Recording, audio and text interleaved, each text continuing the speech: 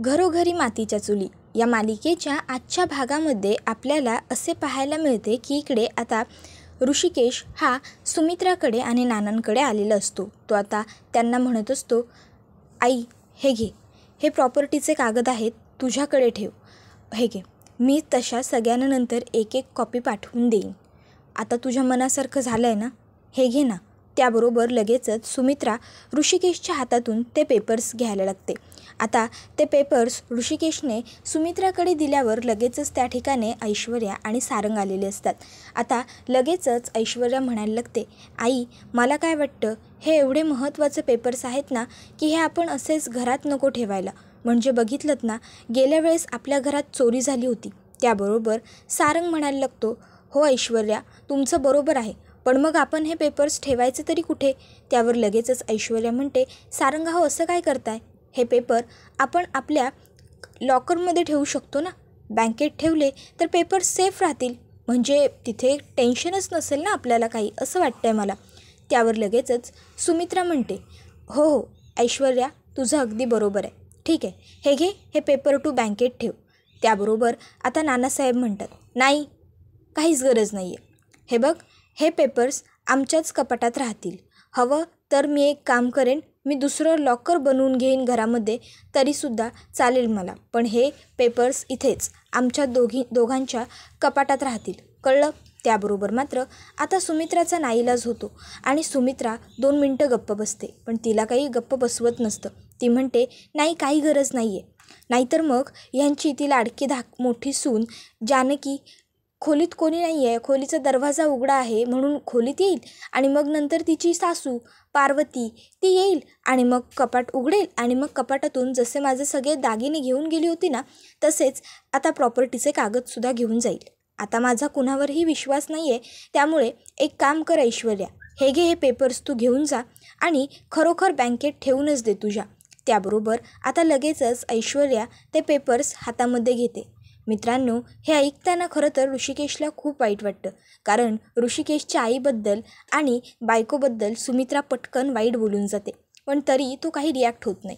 तर आता दुसरीकडे आपण पाहतो की ऐश्वर्या सारंगला खुणावते, निघूया सारंग, आणि मग ऐश्वर्या व सारंग तिकडनं निघतात. तर आता लगेचच नानासाहेब हे ऋषिकेशला म्हणायला लागतात, ऋषिकेश बाळा दुसरं कोणी बोलो किंवा न बोलो, पण खरंच आज मला तुझा खूप अभिमान वाटतोय, खूप. अरे आजच्या ह्या युगात सावत्र भावांसाठी एवढं करणारा कुठलाच भाऊ नाही आहे. खरंच तू फक्त रामायण वाचलं नाहीस बेटा, तर तू रामायण आचरणात सुद्धा आणलंस. मला गर्व आहे बाळा, तुझा अभिमान वाटतोय. त्याबरोबर आता ऋषिकेश नानासाहेबांच्या खांद्यावर अलगद हात ठेवतो आणि त्यांना समजावत म्हणतो, नाना अहो असं काय बोलताय तुम्ही, प्लीज बाकी काहीही म्हणा पण सावत्र नका ना म्हणू.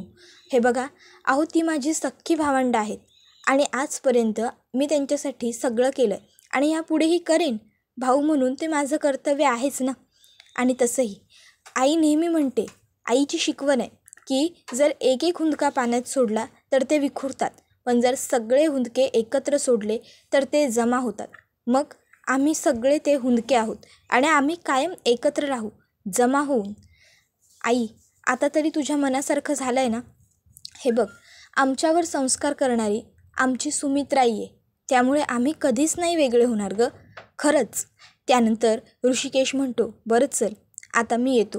काय आहे बाहेर आता सगळेजण जायला निघालेत, सरू सौमित्र सगळेच, त्यांना जरा सोडतो. त्याबरोबर आता आई काहीच रिॲक्ट होत नाही. तर दुसरीकडे लगेचच इकडे शर्वरी ही जानकीला म्हणत असते, वहिनी हे बघ जे काही घडलं त्याची काहीच काळजी करू नको, सगळं व्यवस्थित होईल आणि आपण सगळे कायम एकत्र आहोत.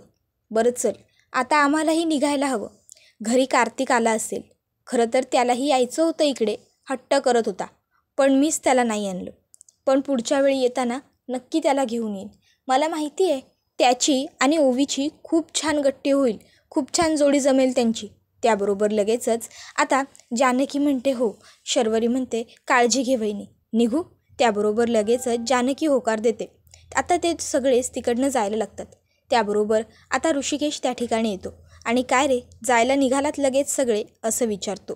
तर आता इकडे ऋषिकेश खोलीच्या बाहेर गेलेला असतो. नानासाहेब हे लगेचच सुमित्राकडे बघतात. सुमित्रा काही न बोलता येते आणि बेडवर बसते. नानासाहेब सुमित्राला म्हणतात, बघ सुमित्रा, तू सांगितलंस तसं ऋषिकेशने लगेच केलं. अजूनही तुला शंका आहे का ऋषिकेशवरती? बोल ना. तर आता लगेचच इकडे जानकी सगळ्यांना म्हणते, सावकाश जा. तर ऋषिकेश हा सगळ्यांना म्हणत असतो, ऐका माझं जरा. हे बघा, तुम्ही जरी जाताय तरीसुद्धा मी तुमच्या सगळ्यांच्या मोबाईलवरती प्रॉपर्टीचे पेपर्स पाठवून देईन. ते तुम्ही सगळ्यांनी आपापल्यांकडे ठेवून घ्या, चालेल ना? त्याबरोबर आता मात्र ही गोष्ट सौमित्रा आणि अवंतिका दोघांनाही पटत नाही. सौमित्र लगेचच म्हणतो, नाही दादा, मला डॉक्युमेंट्स पाठवण्याची काहीसुद्धा गरज नाही आहे. अरे मी मगाशीच म्हटलं ना की माझी प्रॉपर्टी तुझ्याच नावावर असणार आहे म्हणून. मग त्याचे पेपर्स मला पाठवून काय उपयोग आहे? ते पेपर्सही तुझ्याकडेच ठेव. त्यावर अवंतिकासुद्धा म्हणते, हो दादा, बरोबर बोलतोय सौमी. हे बघा, ते सगळं तुमच्याकडेच असू द्या. ते सगळं तुम्ही सांभाळलं आहे आणि तुम्हीच सांभाळा. अहो, सौमीचं प्रेम हे कोर्टावर आहे, मग त्याला ह्या सगळ्या प्रॉपर्टीचा काय उपयोग? ऋषिकेश म्हणतो, अरे सौमित्र पण. त्यावर सौमित्र लगेचच ऋषिकेशच्या जवळ येतो आणि त्याला म्हणत असतो, दादा प्लीज, आता या गोष्टीवरून वाद नको. मी जे बोलतोय आणि जसं बोलतोय ते तसंच आणि तेच होईल. त्याबरोबर लगेचच आता विक्रम म्हणतो, आम्हालासुद्धा प्रॉपर्टीचे पेपर्स नका पाठवू ऋषिकेश दादा. त्याबरोबर लगेचच शर्वरी त्याचा हात पकडते. तर लगेच विक्रम म्हणतो, बरोबर बोलतो ना मी शरू, काय गरज आहे आपल्याला प्रॉपर्टीच्या पेपरची? अगं, नशिबाने लाख मोलाची माणसं मिळाली आहेत आपल्याला, त्यांना जपूया, प्रॉपर्टीची काय गरज? दादा हे बघा, मलासुद्धा खरंच तुम्ही प्रॉपर्टीचे कागद वगैरे पाठवण्याची काहीच गरज नाही हां, खरंच. त्याबरोबर लगेचच आता ऋषिकेश म्हणतो, ऐका, मी एक काम करेन, मी सगळ्यांना कागदपत्र पाठवून देईन. मग पुढे काय करायचं आणि काय नाही हे तुमचं तुम्ही ठरवा, पण मी माझं कर्तव्य पूर्ण करेन. त्याबरोबर सौमित्र म्हणत असतो, असू दे असू दे, दादा कोणाचंच नाही ऐकणार. त्यानंतर शरू म्हणत असते, बरं चला आता आम्ही निघतो, खरंच उशीर होतो आहे. पण ह्या सारंगचं काय? नाही म्हणजे आता आम्हाला बाय करायला तरी खाली येणार आहे की सोडायलासुद्धा येऊ शकत नाही. त्यावर विक्रम म्हणतो, अगं शरू, तुला माहिती आहे ना आपला सारंग कसा आहे, तो किती हळवा आहे.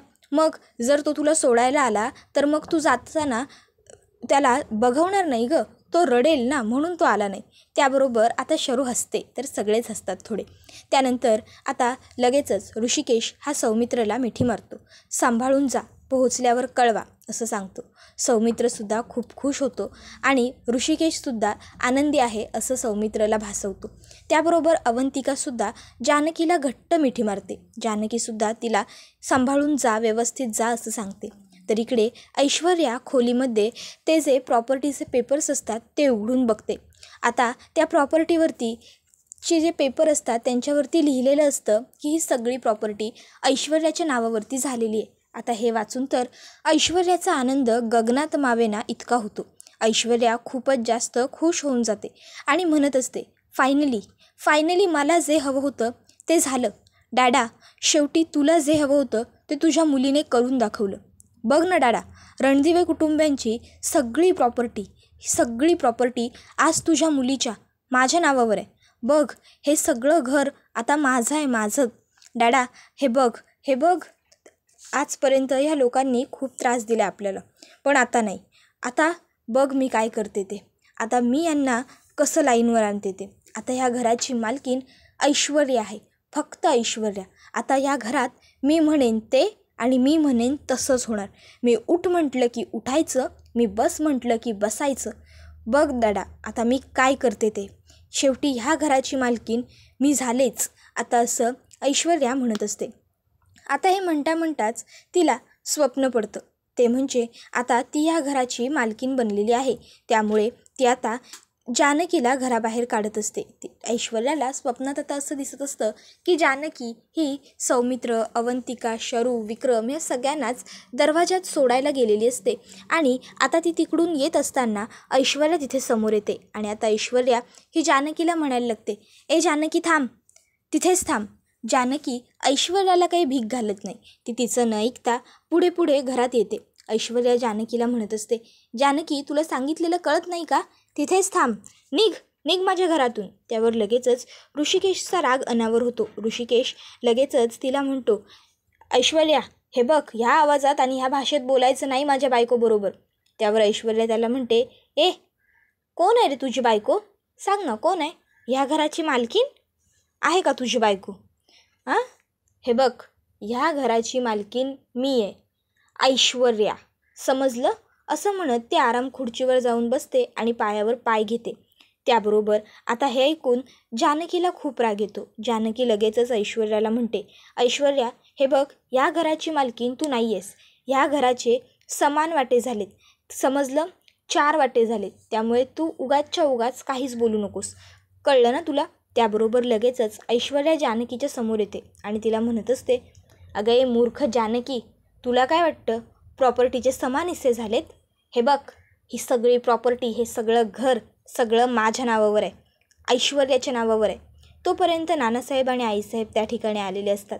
आता ते विचारत असतात, अरे काय बाजार चालू आहे हा, काय आरडाओरडा करताय? त्याबरोबर ऐश्वर्या म्हणते, ए म्हातारे गप ग, तू गप. आत्तापर्यंत तुझी खूप रडरड सहन केली मी, पण आता नाही या, आता बस, गप्प बसायचं, तोंड मीठ. त्याबरोबर आता नानासाहेब म्हणतात, ऐश्वर्या. त्यावर लगेचच ऐश्वर्या नानासाहेबांना म्हणते, ए म्हाताऱ्या हळू बोल ना, गचकशील ना नाहीतर. त्याबरोबर पुढे ती म्हणत असते, आता मी दाखवते तुम्हाला सगळ्यांना, चालतं व्हायचं माझ्या घरातून, चालतं व्हायचं, लगेच निघायचं. चला फुटा फुटा फुटा, आत्ता जसे उभे आहात ना तसेच हात पकडा एकमेकाचे आणि लगेच चालते व्हा माझ्या घरातनं. ए निघा, उगाचच्या उगाच मला माझे हात खराब करायला लावू नका, चला चालते व्हा. त्याबरोबर जानकी ऐश्वर्याला म्हणत असते, ऐश्वर्या हे बघ, तू जास्त बोलतेस, तू गप्प बस. त्याबरोबर ऐश्वर्या म्हणत असते, ए जानकी, सगळ्यात आधी तू निघचल, फुट माझ्या ह्या साम्राज्यात, मला तू नको आहेस, समजलं तुला? निघ, जा जा जा, चल जायचं माझ्या घरातून लवकर. त्यानंतर ती आराम खुर्चीत बसते आणि गुलाबला हाक मारते, गुलाब, ए गुलाब. हां वहिनीसाहेब. तुझी ती बायको कुठं आहे? तिला बोलव. आता ती तुझी रील स्टार बायको रोज माझे पाय चेपणार आणि तू माझ्यासाठी चांगलं सरबत बनव. आता ऐश्वर्या जोरजोराने मोठमोठ्याने हसायला लागते. तिला वाटत असतं की हे सगळं सत्य आहे. इतक्यात सारंग तिकडे येतो आणि ऐश्वर्याला स्वप्नातून जागं करतो. तो तिला विचारतो, ऐश्वर्या काय झालं, इतक्या का हसताय तुम्ही, कोणाशी बोलताय? आणि त्यावर ऐश्वर्या म्हणते, अहो ते हे प्रॉपर्टीचे पेपर्स, महत्त्वाचे पेपर्स आहेत ना सारंग, तेच वाचून बघत होते आणि कुठे सेफ ठेवता येतील त्याच्याबद्दलच विचार करत होते, बस बाकी काही नाही. त्यावर लगेचच सारंग म्हणायला लागतो, बाकी ऐश्वर्या खरंच तुम्ही काय डोकं चालवलं आहे, एकदम उत्तम, खुश तर मी पण खूप आहे. आता सगळी प्रॉपर्टी आपल्या दोघांच्या नावावर झाली, तुमच्या आणि माझ्या, बरोबर ना ऐश्वर्या? त्यावर ऐश्वर्या सारंगकडे बघून हसते आणि म्हणते, हो बरोबर ना सारंग, सगळी प्रॉपर्टी माझ्या आणि तुमच्याच नावावर झाली. पण ही गोष्ट बाहेर कोणालाही सांगायची नाही हां सारंग, ही गोष्ट फक्त आणि फक्त आपल्या दोघात राहील ना, तुमच्या लक्षात? त्याबरोबर लगेचच आता सारंग म्हणतो, हो ऐश्वर्या, व्यवस्थित लक्षात राहील. आता फायनली आपलं काम झालेलं आहे असं ते दोघं म्हणत असतात. इतक्यात त्या ठिकाणी पार्वती येते आणि म्हणत असते, तुमचं काम झालं, पण आता माझ्या कामाचं काय? तर आता दुसरीकडे जानकी ही कपड्यांच्या घडी करत असते. तिला सुमित्राचं सगळं बोलणं आठवत असतं. झालं असेल ना या जानकीचं, तर सह्या कर पटापट ऋषिकेश कागदपत्रांवर. जानकी ऋषिकेशला म्हणत असते, ऋषिकेश प्लीज नको, ऋषिकेश ऐका. पण ऋषिकेश काही थांबला नव्हता. आता ऋषिकेश खोलीत येतो, बघतो की जानकी साडीची घडी करते. ऋषिकेश तिला मदत करत असतो. जानकी ती साडी तिथेच सोडते आणि दुसरे कपडे कपाटात ठेवून देते. ऋषिकेश जानकीच्या मागे कपाटाजवळ जातो आणि म्हणत असतो, जानकी हे बघ, ऐक ना माझं, प्लीज बोल ना माझ्याशी. त्यावर जानकी काही बोलत नसते. ती तिथे येते आणि आता बेडजवळ येऊन उषा वगैरे सरळ करू लागते. ऋषिकेश तिथेही तिच्या मागे येतो आणि तिला म्हणत असतो, ऐक ना जानकी, हे बघ प्लीज प्लीज बोल ना माझ्याशी, असं नको ना वागूस. हे बघ, मला मान्य आहे की मी जो निर्णय घेतला तो तुला आवडला नाही आहे. पण त्यावर जानकी म्हणते, माहिती आहे ना नाही आवडला ते, मग कशाला केलं ते सगळं, काय गरज होती? एवढ्या वेळा सांगत होते ना मी, नका करू ऋषिकेश, नका करू, पण तरी एकदाही ऐकावं वाटलं नाही ना तुम्हाला माझं? हे बघा, आज जे काही घडलं आहे ना ते कोणालाच आवडलेलं नाही आहे. ऋषिकेश म्हणत असतो, अगं जानकी, पण मी जे केलं ते माझं कर्तव्य होतं. जानकी म्हणते, हो कर्तव्य, अहो आज जे तुम्ही केलंयत ना ते कोणालाच नाही पटलेलं, ते आज नाही आवडलं कोणालाही, ना सौमित्र भाऊजी, अवंतिका, ना विक्रम भाऊजी किंवा शर्वरी वंश, कोणालाच नाही आवडलेलं हे सर्व. त्यामुळे तुम्ही जे वागलात ना ते मलासुद्धा नाही पटलेलं. त्यामुळे पुन्हा असं मला नाही बोलायचं ऋषिकेश तुमच्याशी, काही जाऊ देत ना, कशाला आपण पुन्हा पुन्हा त्याच विषयावर बोलतोय. तुम्हाला एवढं समजावूनही तुम्ही शेवटी तुम्हाला जे हवं होतं, तुमच्या मनात जे होतं तेच केलं ना, मग आता काय उपयोग आहे हे सगळं बोलून. त्याबरोबर ऋषिकेश म्हणत असतो, जानकी मला माहिती आहे ह्या घराचे वाटे झालेले तुला सहन नाही झालेत, पण त्यावर जानकी म्हणते तरी तुम्ही तुमच्या मनासारखंच केलं ना, मग बोलून काही उपयोग आहे का ऋषिकेश. त्याबरोबर आता जानकी खूपच जास्त चिडलेली असते आणि ती ऋषिकेशला बोलत असते. खरं तर ती चिडलेली असते, त्यापेक्षा जास्त तिला वाईट वाटत असतं ह्या गोष्टीचं की ऋषिकेशने त्याला जे हवं होतं तेच केलं. मग आता ऋषिकेश जानकीला सांगतो, जानकी हे बघ, मला माझ्या आईच्या डोळ्यात तुझ्याबद्दल किंवा माझ्याबद्दल कोणत्याही पद्धतीचा अविश्वास बघायचा नव्हता, म्हणून केलं मी हे सगळं. आणि तसंही रामायण फक्त वाचायचं नसतं गं, कधीतरी आचरणात सुद्धा आणायचं असतं, आणि मी आज तेच केलं. अगं पार्वती आई या घरात आल्यापासून आईला असं वाटत होतं की तिचे हक्क तिच्यापासून हिरावून घेतले जात आहेत, तिच्या मुलांना काहीच नाही मिळणार आहे. मग मला सांग, हे असं सगळं असताना मुलगा म्हणून माझं कर्तव्य नाही आहे का की तिच्या मनातली चलबिचल, तिच्या मनातले विचार सगळं काही थांबवावं. बोल ना, आताही तुला माझं पटत नाही आहे का. त्यावर आता जानकी ही गप्प असते. ऋषिकेश म्हणत असतो, हे बघ जानकी, अगं यापूर्वीसुद्धा आपण शून्यातून सगळं उभं केलंच की, मग मला सांग, आपल्याला खरोखर ह्या प्रॉपर्टीची वगैरे काही गरज आहे का. नाही ना, मग कशाला हवं हे सगळं आपल्याला, कशाला वाद घालायचं आहे त्याच्यावरून. त्याबरोबर आता मात्र जानकीला ऋषिकेश जे काही समजावून सांगतो ते सगळं पटू लागतं. जानकी आता जरा 2 मिनटं शांतपणे ऋषिकेशचं सगळं बोलणं व्यवस्थित ऐकून घेते. आता जानकी ही थोडी शांत झालेली असते, तिचा रागही जरा कमी झालेला असतो. तर दुसरीकडे आता सुमित्रा, पार्वती ही आता ऐश्वर्या आणि सारंगला म्हणत असते, तुम्ही मला म्हणाला होतात की एकदा का पेपरवरती सह्या झाल्या आणि सुमित्राने ते पेपर तुम्हाला दिले की मग तुम्ही मला माझ्या मुलीचा पत्ता सांगाल. आता माझी मुलगी कुठं आहे तिचा पत्ता मला सांगा, लवकरात लवकर मला माझ्या मुलीचा पत्ता सांग ऐश्वर्या. हे बघ, तू मला वचन दिलं होतंस की तू माझ्या मुलीचा पत्ता मला सांगशील, आणि आता तुला तुझ्या वचनाला जागण्याची वेळ आलेली आहे. त्यामुळे तू तुझ्या वचनाला जाग ऐश्वर्या, वचनाला जाग, आणि माझी मुलगी कुठे आहे ते मला लवकरात लवकर सांग. हे बघ, तुझ्या म्हणण्याप्रमाणे सगळं काही घडलं आहे, आता बाद झालं, सांग माझी मुलगी कुठे आहे ऐश्वर्या. त्यावर ऐश्वर्या ही तिला म्हणते, एवढी घाई काय आहे, सांगेन ना नंतर. त्यावर लगेच ती म्हणते की नंतर वगैरे काही नाही, मला आत्ता सांगायचं माझी मुलगी कुठं आहे. आता हिचा आवाज वाढायला लागतो. त्याबरोबर लगेचच आता ऐश्वर्या सारंगला खुणावते की दरवाजा बंद कर. सारंग जाऊन दरवाजा बंद करतो.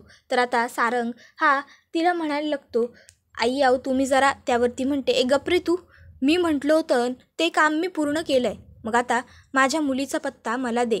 त्याबरोबर ऐश्वर्या म्हणते, मी पत्ता दिला जरी ना तरीसुद्धा तुम्ही तिला भेटायला नाही जाऊ शकत, कारण जर तुम्ही आता अशा अचानक निघून तुमच्या मुलीला भेटायला गेलात तर घरातल्या सगळ्यांनाच तुमच्यावरतीच संशय येईल की जसे प्रॉपर्टीचे कागदपत्रांवरती सह्या झाल्या तशा सुमित्राई, पार्वती आई गेल्या तरी कुठे. मग सांगा काय करायचं आता. त्याबरोबर लगेचच पार्वती म्हणायला लागते की हे बघ, तू खूप चुकीचं वागतेस ऐश्वर्या, तू मला माझ्या मुलीचा पत्ता दे, मला माझ्या मुलीकडे जायचं आहे, मला माझ्या मुलीला भेटायचं आहे, तू मला सांग, असं म्हणायला लागते. आता ऐश्वर्याला असं वाटत असतं की ह्या बाईला आता मी कसं सांगू आणि काय सांगू. आता तरी ती ऐश्वर्या तिला म्हणत असते की काळजी नको करूस, मी सांगेन तुला तुझ्या मुलीचा पत्ता, पण थोड्या दिवसांच्या नंतर. अगं आता जर अचानक तू घरातून गायब झालीस ना तर घरात सगळ्यांना, अगदीच सगळ्यांना तुझ्यावर संशय येईल बघ, मग चालेल का. आता मात्र बिचारी पार्वती गप्प बसते. तर आता दुसरीकडे ऋषिकेश हा जानकीला समजावत असतो, जानकी हे बघ, जे काही झालं आहे त्याच्यात वाईट वाटून घेऊ नकोस, उलट जे घडलं ते चांगलंच घडलं. त्यावर जानकी ऋषिकेशला म्हणत असते, ऋषिकेश, रामायणात जसा राम होता ना तसाच रावणसुद्धा होता. म्हणजे काय, तर जिथे चांगलं असतं ना तिथे वाईटसुद्धा असतंच, म्हणून म्हणते मी, वाईट हे कायम असतं आणि तुम्हाला ते दिसत नाही आहे.